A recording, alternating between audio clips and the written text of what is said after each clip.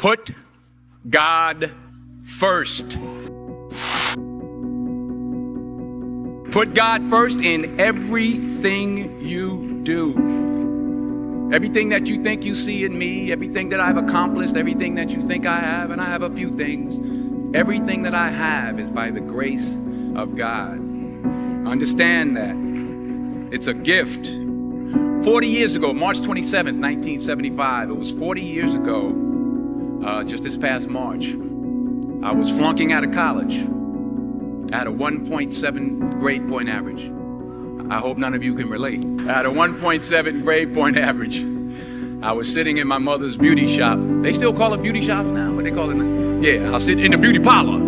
I was sitting in my mother's beauty parlor, and I'm looking in the mirror, and I see behind me this woman under the dryer. And every time she looked up, every time I looked up, she was looking at me. She was looking me in the eye. And I didn't know who she was, and I said, she said, somebody give me a pen. Give me a pencil. I have a prophecy. March 27, 1975. She said, boy, you are going to travel the world and speak to millions of people. Now, mind you, I flunked out of college.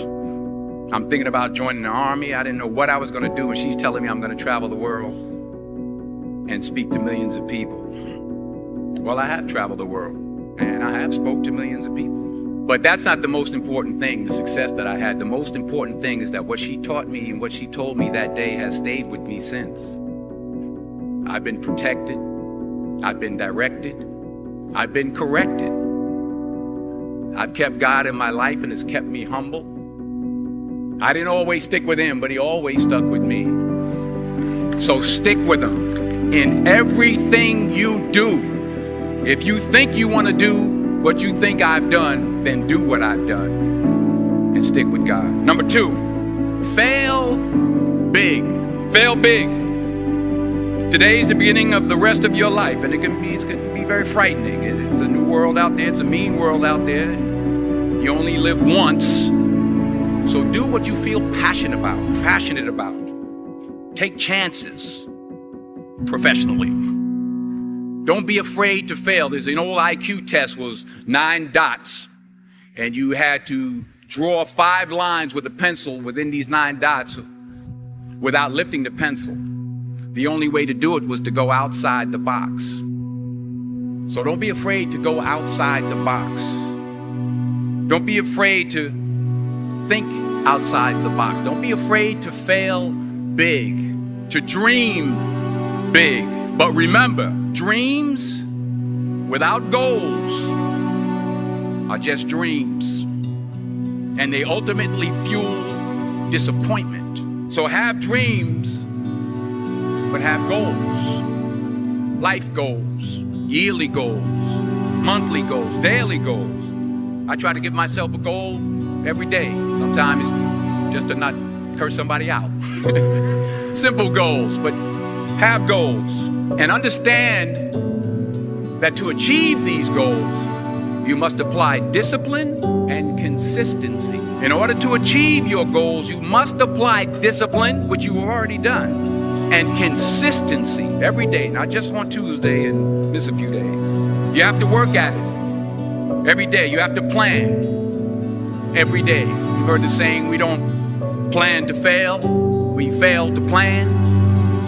Hard work works. Working really hard is what successful people do. And in this text, tweet, quirk world that you've grown up in, remember, just because you're doing a lot more doesn't mean you're getting a lot more done. Remember that. Just because you're doing a lot more doesn't mean you're getting a lot more done. Don't confuse movement with progress. My mother told me, she said, yeah, because you can run in place all the time and never get anywhere. So continue to strive, continue to have goals, continue to progress. Number 3, you'll never see a U-Haul behind a hearse. I'll say it again. You'll never see a U-Haul behind a hearse. I don't care how much money you make, you can't take it with you. And it's not how much you have, it's what you do with what you have. We all have different talents. Some of you will be doctors, some lawyers, some scientists, some educators, some nurses, some teachers. Yeah, okay. Some preachers.